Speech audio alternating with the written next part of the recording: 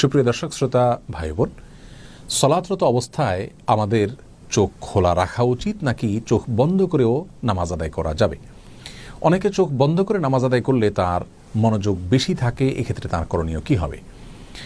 এ বিষয়ে প্রিয় নবী সাল্লাল্লাহু আলাইহি সাল্লামের সুন্নাহ তথা আদর্শ হলো সাধারণ অবস্থায় তিনি সালাত আদায় করার সময় চোখ খোলা রাখতেন।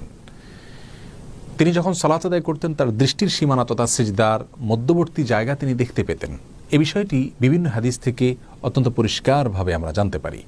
তাছাড়া একজন মুসল্লি সালাতরত অবস্থায় সিজদার জায়গার দিকে তাকাবেন, সে বিষয়ে নির্দেশনা রাসূল আকরাম সাল্লাল্লাহু আলাইহি ওয়াসাল্লামের হাদিসে রয়েছে। সুতরাং সাধারণ এবং স্বাভাবিক অবস্থায় একজন মানুষ চোখ খোলা রেখে সালাত আদায় করবেন, সে বিষয়টি তার জন্য উচিত এবং উত্তম এবং সুন্নাহসম্মত।